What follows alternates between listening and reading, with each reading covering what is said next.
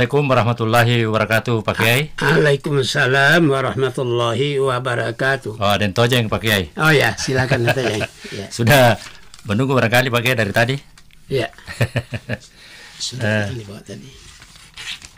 Oh, ya. Pak Kiai, ini ya. Alhamdulillah kita sudah berada di hari kedua bulan puasa. Ya. Tentunya kita harapkan semoga tetap mendapatkan rahmat ataupun taufik dan hidayah dari Allah Subhanahu wa taala. Iya.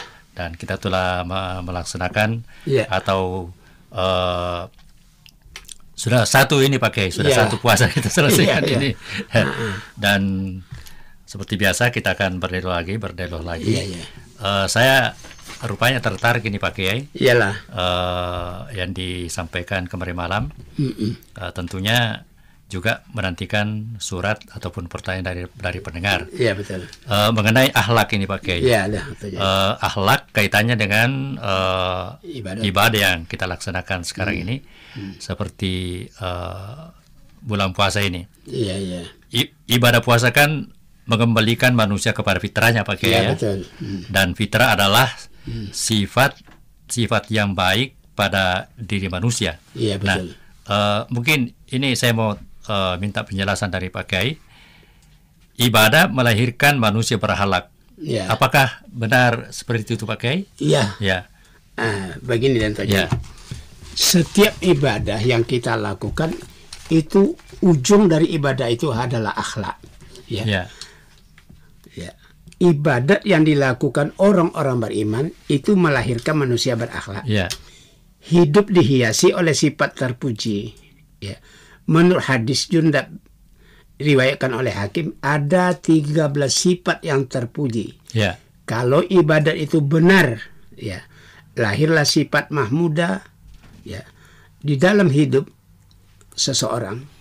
Kalau sifat terpuji itu belum ada, perlu dihayati ibadat yang dilakukan agar dia membuahkan sifat-sifat yang terpuji. Jadi kalau dia beribadah belum melahirkan sifat terpuji, perlu lihat. Perlu dipertanyakan itu Pak Kiai, bagaimana ibadahnya itu. Karena dasar ibadah harus melahirkan akhlak. Itu contohnya. Nah, tadi mengenai sifat yang dilahirkan terpuji itu Pak Kiai, yaitu sifat mahmudah ya Pak Kiai. Mahmudah atau terpuji. Terpuji. Itu barangkali perlu dijelaskan lagi. Sifat-sifat terpuji dan tojeng, orangnya bersabar, bertawakal, tidak cepat naik darah dan tojeng, tidak cepat emosi, waku hantam. Itu sifat-sifat orang minum, itu sifat orang yang tercela dan tojeng. Sedikit bicara sudah merah mukanya. Jadi dengan demikian bahwa sifat semacam itu tidak benar. Nah ini dijelaskan oleh Nabi dalam suatu hadis. Inna min akhlaqil mu'minin quwwatu fiddin. Artinya agama menjadi kuat karena akhlak orang-orang beriman. Agama menjadi kuat karena akhlak orang beriman. Kalau akhlaknya tidak baik itu bukan orang beriman. Karena iman melahirkan amal harus membuahkan akhlak. Coba lihat dan tojeng. Akhlak Rasulullah yang begitu mulia sehingga lawan-lawan mengakui. Dan itulah yang membuat perkembangan Islam cepat sekali. 23 tahun merubah manusia biadab menjadi manusia beradab. Nah, itu dan memang kita ketahui Pak Kiai bahwa akhlak Rasulullah itu adalah akhlak yang paling sempurna. Pak Kiai. Nah, di dalam perjuangan Rasulullah pada zamannya tentu kan mempunyai juga lawan-lawan ya Pak Kiai ya. Jelas kok. Mempunyai yang tidak sepaham waktu itu barangkali Pak Kiai. Yang menantang. Kira-kira di mata lawannya katakanlah yang berseberangan dengan Rasulullah waktu itu, lawan politiknya barangkali. Apakah memang mengakui bahwa Rasulullah itu manusia terbaik Pak Kiai? Nah, sekarang kita lihat dan tojeng. Yang menjadi musuh Nabi dalam penyebaran agama Islam itu namanya Abu Sofyan. Abu Sofyan. Itulah berusaha membunuh Nabi malah dalam peperang Badar, dalam peperang Khandaq, dalam peperangan Uhud. Pada suatu hari dan tojeng, ia berdialog dengan kerajaan Romawi bernama Heraklius. Itu raja kerajaan Romawi. Berdialog dengan Abu Sufyan. Abu Sufyan. Yang musuh Nabi. Ya, ini masih zaman Rasulullah Pak ya? Iya, betul. Iya. Ya, jadi waktu itu sudah ada kerajaan Romawi. Oh iya. Ya. Romawi sudah ada kerajaan yang beragama Kristen lagi. Ya. Itu ditinggalnya di Roma sekarang. Ya. Beliau itu adalah Heraklius, sudah terkenal dalam sejarah. Ya, Heraklius. Ya. Dia menanyakan kepada Abu Sufyan tentang kejelekan Nabi Muhammad. Ya. Maka Abu Sufyan mengatakan dia tidak dapat kemukakan jeleknya Nabi. Kenapa pakai? Ya memang tidak ada jeleknya. Mau dicari jeleknya tidak dapat. Sehingga dia jawab dia itu orang baik. Itu jawabannya kepada Raja Heraklius. Beda dengan sekarang kalau cari jeleknya orang. Mungkin siapapun, bahkan ditambah-tambah juga. Iya dan tojeng. Apa dibilang tidak ada kejelekannya. Tetapi kalau kami mengakui bahwa Nabi Muhammad orang baik, habis pengaruh kami. Pasti dia tidak akan diterima sebagai pemimpin oleh orang Arab. Karena itu dia tetap tidak mengakui pengaruhnya Nabi. Dia tetap mengatakan Muhammad tidak baik. Tetapi sebenarnya dia orang baik. Inilah pengakuan jujur dari lawan-lawan Nabi Muhammad. Ini dan apa? Jadi betul-betul pengakuan yang jujur Pak Kiai, tidak dibuat. Karena raja yang tanya, dia mencari tentang jeleknya Muhammad, ternyata tidak dapat. Lalu sifat Muda yang Pak Kiai tadi sebutkan tadi itu apakah masih ada selain? Karena jumlahnya 34 tadi. Mari kita baca dulu. Di dalam hadis dikatakan wahazman pilini. Akhlak orang mukmin itu kata beliau teguh dalam lunak lembut. Teguh tapi sifatnya lunak lembut. Sifat lunak lembut dimiliki, karena itu semua orang senang kepadanya karena lunak lembutnya.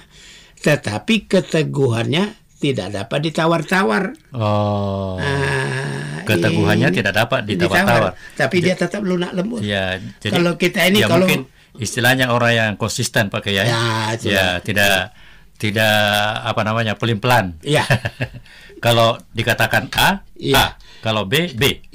Dia tegas tetapi lunak lembut. Tegas dan yang lunak tidak, lembut. tapi sifatnya tetap baik. Tetap lunak lembutnya nampak. Yang tidak baik dikatakan itu tidak baik.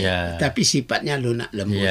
Ini yang menyebabkan perjuangan Nabi Muhammad itu dalam masa 23 tahun dapat merubah manusia biadab menjadi manusia beradab. Ini itu merupakan pencerminan dari sifat Rasulullah Pak Kiai. Itulah gambaran karena iman, amal, akhlak.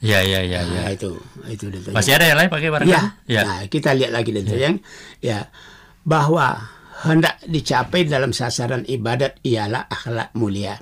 Nah, itu dijelaskan lagi yang ketiga dari hadis tadi, wa imanam piyakinin. Artinya menjadi kuat imannya dalam keyakinannya. Iman itu bertambah kuat dengan keyakinan. Jadi esa hilang dua terbilang, hidup menang mati syahid. Wah, ini mati satu tumbuh 1000. Ini artinya iman itu makin menjiwai hidupnya sehingga keyakinan bertambah mantap. Terhunjam imam itu dalam keyakinan sebagai terhunjam roh di dalam tubuh. Tercabut roh, hilanglah manusia. Tercabut iman, hilanglah agama. Nah, coba Nah, sekarang bagaimana proses ibadat Pak Kiai agar supaya membuat terteguhnya iman di dalam keyakinan tadi itu? Begini dan tojeng. Karena itulah orang beribadah ini dapat melahirkan akhlak karena dihayati akhlak ibadat itu. Karena itu Quran disebut hatta ta'lamu ma taquluna. Kalau kau sembahyang seharusnya kau tahu apa yang kau ucapkan dalam sholat. Bila dia tahu berarti jiwanya terhubung kepada Tuhan. Itu barangkali salah satu cara untuk melahirkan akhlak. salat yang khusyuk pada. Ya, jadi kalau dia sembahyang itu seakan-akan dia berdialog dengan Tuhan. Ya, kan itu dalam hadis yang dikatakan wa'budullah ka'annaka tarahu. Ya. Sembahlah Allah seakan-akan kau berhadapan dengan dia. Dengan berhadapan itu karena kita tahu apa yang kita baca seakan-akan kita berdialog dengan dia. Ya. Nah, inilah nanti yang membuahkan akhlak. Ya. Kita lihat dan tojeng. Ya. Seseorang prajurit berhadapan dengan komandan. Ya. Coba lihat tegas. Atasannya. Ya. Tentu dia hormat. Ya, sangat hormatnya. Ya. Begitu juga seorang anak dengan bapak. Yang bapak mempunyai pengaruh yang besar, anak itu mengemukakan sifat-sifat yang bertanya yang baik dan semacamnya. Inilah, begitulah ibadah kita kepada Allah, seakan-akan kita berhadapan dengan dia. Kita berdialog dengan dia. Nah, itulah nanti melahirkan akhlak. Sehingga apa perintahnya kita jalankan. Apa larangannya kita tinggalkan. Tapi sekarang masa kekinian Pak Kiai rupanya ada pergeseran itu Pak Kiai. Ada pergeseran yang seharusnya seorang anak hormat kepada orang tuanya, tapi kelihatannya justru ada perubahan itu Pak Kiai. Perubahan ini ada 3 sebab. Yang pertama pergaulan, yang kedua tontonan, yang ketiga majalah. Ini yang merusak dan terjadi. Jadi apa yang dilahirkan mestinya berakhlak, malah lahir yang tidak berakhlak. Seharusnya kan media itu tontonan ada yang mengandung edukatif pakai pendidikan. Tapi justru yang diambil adalah pendidikan tidak baik. Yang tidak baik. Seharusnya dia harus bisa memilah-milah pakai. Ini seperti malam kemarin pakai acara kita ini juga ada seorang santri dari santri apa namanya? Ulumul Islam. Tapi ini lain orangnya lagi pakai ini pakai kacamata. Kemudian sokoknya sokok hitam. Bisa barangkali saya tahu namanya siapa? Andi Muhammad Al-Rizal Akadir. Keras suaramu nak. Andi Muhammad Al-Rizal Akadir. Dari Makassar ji? Iya, Makassar. Nama Bapak siapa? Dr. Andes Andi Abdul Qadir Mustafa. Pak Qadir Mustafa ya? Iya. Ibu? Andi Asmawati Qadir. Berapa bersaudara? 4. Yang keberapa ya? Anak keberapa? Terakhir. Anak terakhir, anak bungsu. Kenapa mau masuk di pesantrennya Pak Kiai? Supaya dapat menambah wawasan ilmu. Terutama wawasan ilmu agama. Mungkin saya juga kelihatannya ada juga pertanyaan yang diajukan nih Pak Kiai karena temannya yang kemarin itu juga ada pertanyaannya nih. Ini pindahan dari Pak Kiai nih. Barangkali ada pertanyaan nak? Iya. Keras suara. Assalamualaikum warahmatullahi wabarakatuh. Waalaikumsalam. Keras suaramu. Apakah boleh orang berbuka puasa dengan minum tuak dan jika pada malam dia berjudi padahal orang sedang sholat tarawih? Ya, ini pertanyaannya bagus sekali. Biasanya kita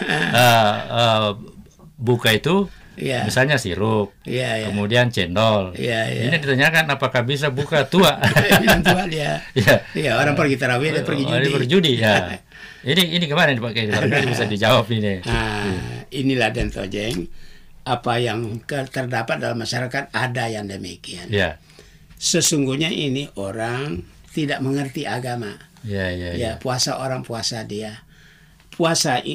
Ibadat yang semacam ini sudah terdapat dalam Quran, la talbisul haqqa bil batil. Jangan dicampur yang benar dengan yang salah. Dicampur adukan ini Pak. Bayangkan dan tojeng, pepatah bilang susu sebelanga dirusak oleh nila setetes. Jadi kalau yang baik itu biar sedikit campur yang buruk rusak semua. Itu gambaran. Nah, puasa itu baik. Tapi karena berbuka dengan cara yang tidak baik, rusaklah puasanya. Begitu juga sesudah puasa main judi lagi. Habislah nilai ibadah. Karena bagaimanapun dan tojeng, segelas air jernih masuk kotoran kecil, maka nilai daripada air segelas tidak ada gunanya lagi. Ini yang perlu dipahami oleh jamaah kita, oleh umat kita, supaya jangan dicampur-campur yang baik dengan yang buruk. Itu dan tojeng. Ini barangkali ada kaitannya dengan pertanyaannya anak kita ini. Itu kan kalau biasanya bulan puasa pakai untuk menantikan waktu buka. Terutama ya sebagian pakaian. Iyalah, ya tidak semua juga ya. Ya, tidak semuanya. Itu justru menanti buka itu dengan saja main domain, catur. Itu gimana ini Pak Kiai? Itulah dan saja. Yang seharusnya kita mengaji Quran diganti dengan main domain. Cobalah. Baru berbicaraan kalau kalah menang di situ sudah baku maki. Nah itu dilarang dalam beribadah puasa. Dan kalau ditanya dia jawab ini kan bukan judi. Cuma hanya membuang-buang menunggu waktu buka. Itu. Itulah dan saja. Nah, sekarang saya mau tanya nih Pak Kiai ini. Silakan. Kita ini. Ini kan tahun pertama ya? Tahun pertama. Sebelumnya sekolah di mana, Nak? Di SDM Karunrung. Oh, Karunrung. Bagaimana penilaian atau kesan selama mengikuti pendidikan? Ini kan ada bahasa Arab, bahasa Inggris, fikih, hafal Quran. Apa istilahnya enjoy atau gimana? Senang sini. Ya, senang ya? Senang. Jadi selama mengikuti pesantren enggak pulang di rumah ya? 1 bulan 1 kali. Oh, 1 bulan 1 kali. Ya kita berdoa pakai semoga generasi penerus ini bisa menjadi pengganti kita di masa yang akan datang. Kita teruskan lagi Pak Kiai. Masih ada tadi itu yang. Tinggal masalah masih ada waktu ya kita. Iya masih ada ini Pak Kiai ini. Tadi kita kan menyinggung mengenai akhlak Rasulullah betul. Yang memang seperti itu. Akhlak yang sangat paripurna ini Pak. Betul dan saja. Ya sehingga lawan-lawan politik waktu itu bingung. Tidak ada celah yang bisa dikemukakan Pak Kiai. Sekarang bagaimana proses ibadat membuat tadi itu supaya imannya dalam keyakinan itu pakai tadi. Tentunya begini. Iman dalam hati sama dengan air dalam botol. Botol itu kecil mulutnya, besar badannya.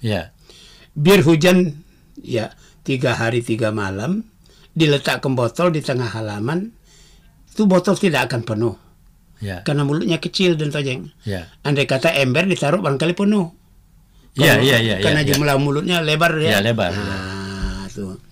Nah, jadi dan tojeng untuk memasukkan air ke botol jangan ditaruh di halaman. Harus ditaruh di bawah pincuran. Supaya setantang air jatuh dengan kepala botol di mulutnya botol.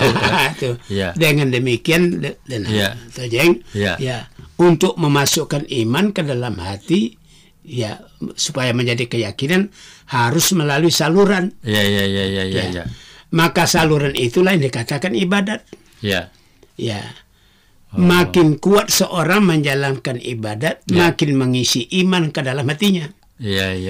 Begitulah proses ibadat menanamkan iman ke dalam hati. Itu yang tersebut dalam Quran dan tojeng. Allazina yu'minuna bil ghaibi wa yuqimunas sholata. Makin taat orang menjadikan ibadah sholat, makin mantap iman di hati. Makin taat sholat, makin mantap iman. Makin tidak sholat, makin jauh iman. Itu rumusnya itu Pak. Itu rumusnya. Jadi jangan dikatakan orang tidak sholat beriman. Bagaimana botol yang ditaruh di halaman baru hujannya tidak ada juga. Hanya gerimis, bagaimana botol penuh? Biar hujan lebat pun tidak akan penuh botol. Karena memang kondisi seperti itu. Botol mulutnya kecil. Hujan berserak-serak. Di sini letaknya penjelasan Quran. Allazina yu'minuna bil ghaibi wa yuqimuna shalah. Orang bersalat itu akan masuk iman ke dalam hati. Maka itulah menjadi keyakinan yang mantap kepadanya.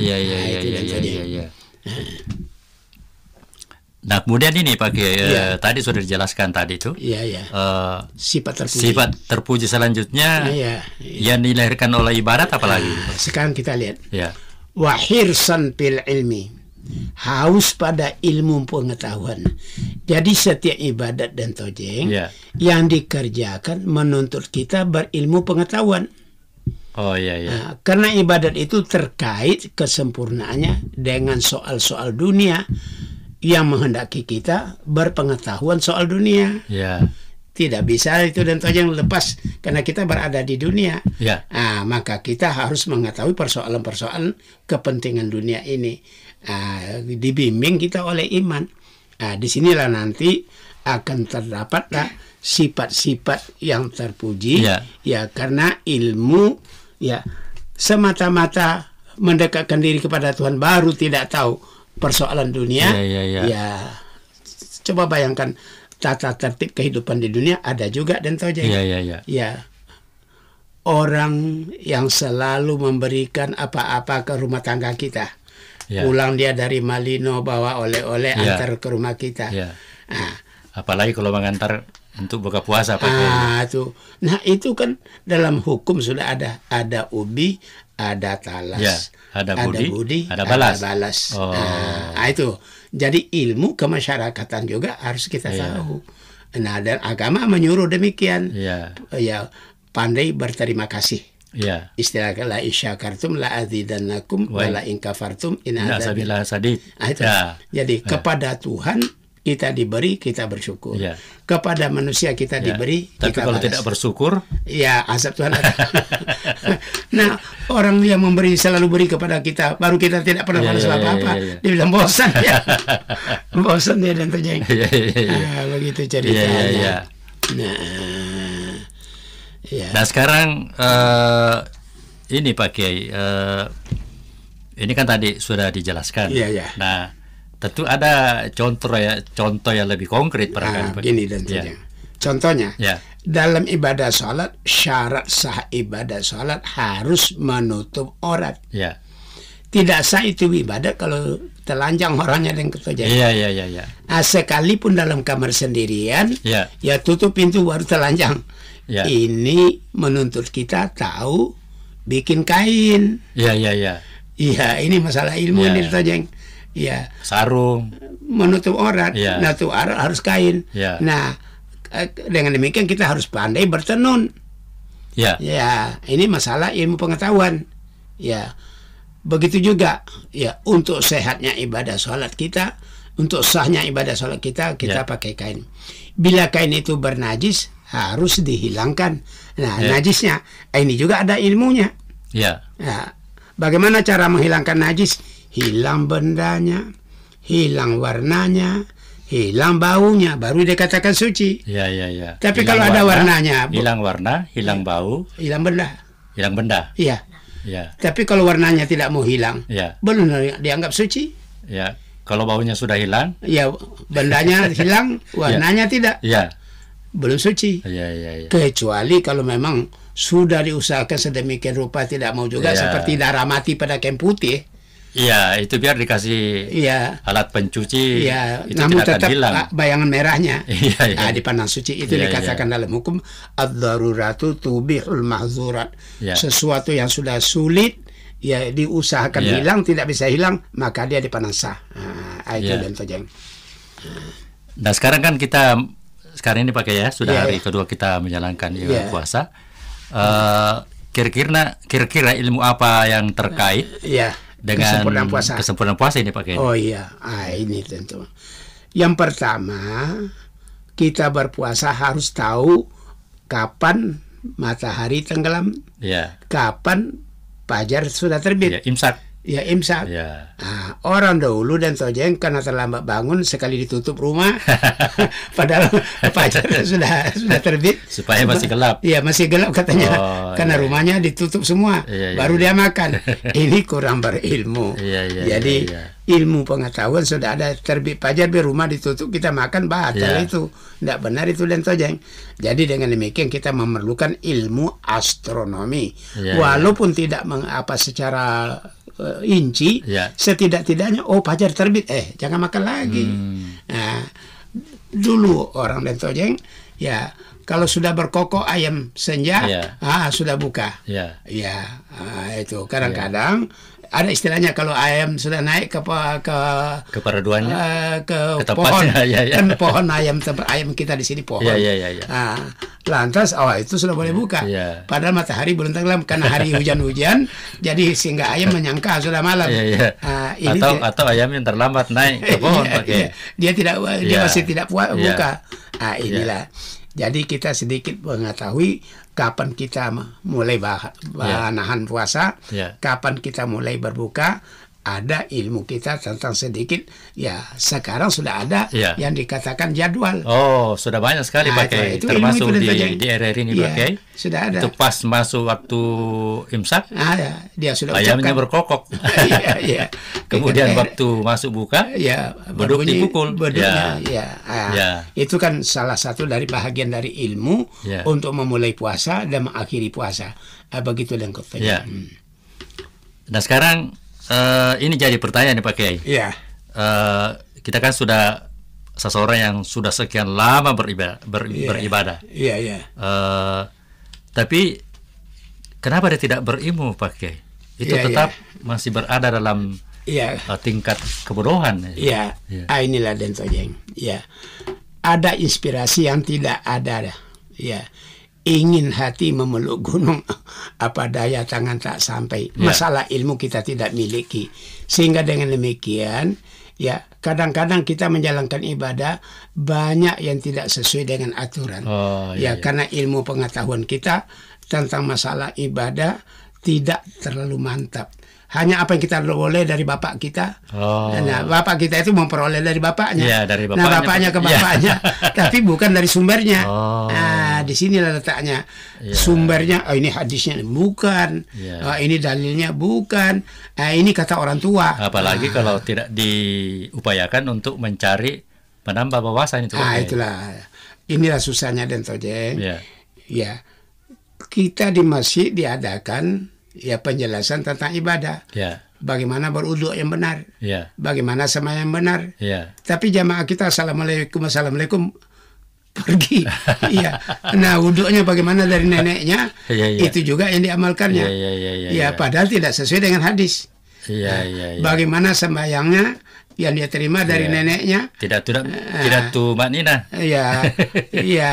Tidak tumak nina, tidak sesuai ukuran yang benar. Tetapi karena begitulah. Nah, orang mengaji dulu guru situ memberikan ceramah, dia sudah nyelonong keluar. Seharusnya orang seperti ini Pak Kiai, apa yang harus dilakukan supaya dia hendaknya menyadari betul bahwa ibadah yang dilakukan tanpa ilmu tidak sesuai. Bagaimanapun Den Tojeng, kita sungguh-sungguh beribadah tapi tidak tahu arti dan tidak tahu cara yang benar. Contohnya saja Den Tojeng, itu orang ruku, Nabi mengatakan kalau kamu sujud hendaklah hidungmu merapat ke tempat sujud. Kalau tidak salah ada 7 pakai 7. Sujudlah kamu dengan 7 anggota. 7 anggota. Nah, kalau muka sujud, hidung harus rapat. Nah, kalau telapak tangan harus menghadap ke kiblat, dan siku diganggangkan dengan lambung supaya memikul bahu kita, badan kita, dan paha kita harus tegak lurus 90 derajat. Tidak boleh perut bertaut dengan paha kecuali wanita hamil. Nah, itu kurang diperhatikan itu Dan Tojeng. Sehingga itu tikar sembahyang yang pendek. Di situ dia sujud itu sehingga seperti orang memeluk lututnya sujudnya. Bayangkan kalau orang sujud memeluk lutut. Nah, tidak tegak lurus itu lutut. Ada juga yang sujud terlalu jauh pakai. Itu lagi. Padahal ukuran sujud itu paha itu 90 derajat dan bisa menyeberang kucing tanda sujud benar. Kalau tidak bisa menyeberang kucing sujudnya belum benar. Ini masalah ilmu. Nah, ini yang tidak dipahami oleh masyarakat. Ada guru yang mengajar di masjid, tidak didengar juga. Lebih celaka lagi, masjidnya hanya dibuka hari Jumat. Itu barangkali pakai menandakan bahwa tidak ada upaya tadi itu untuk belajar Jadi bagaimana ibadah bisa mewujudkan akhlak yang mulia? Karena kita menghadap Tuhan sendiri tidak berakhlak. Nah, ini waktu lagi sudah sampai nih Pak Kiai untuk pertemuan kita atau dialog pada subuh yang kedua. Sekali lagi kami ingatkan kepada pendengar atau pencinta acara ini yang ingin mengirimkan pertanyaan, boleh melalui surat Pak Kiai. Iya. Bisa juga melalui SMS. Iya. 0411 928 2345 dan melalui Facebook. Ya. Alamat Facebooknya dialog.ramadan@gmail.com. Ya. Nah, ini sudah yang masuk satu pakai di Facebook kita ini. Itu dikirim oleh Pak Muhlis Amin. Pak Muhlis Amin kan sekarang ada di Jakarta pakai di Bendungan Hilir. Rupanya begitu langsung dibuka dan dia mengirim mengucapkan selamat memasuki bulan puasa dan salam kepada Pak Kiai dengan Dentojeng. Tapi pertanyaannya menyusul katanya. Iya, alhamdulillah. Baiklah Pak Kiai. Iya. Kita ucapkan terima kasih kepada pendengar kita. Selamat menunaikan ibadah puasa. Insya Allah kita akan jumpa lagi besok. Assalamualaikum warahmatullahi wabarakatuh. Waalaikumsalam warahmatullahi wabarakatuh.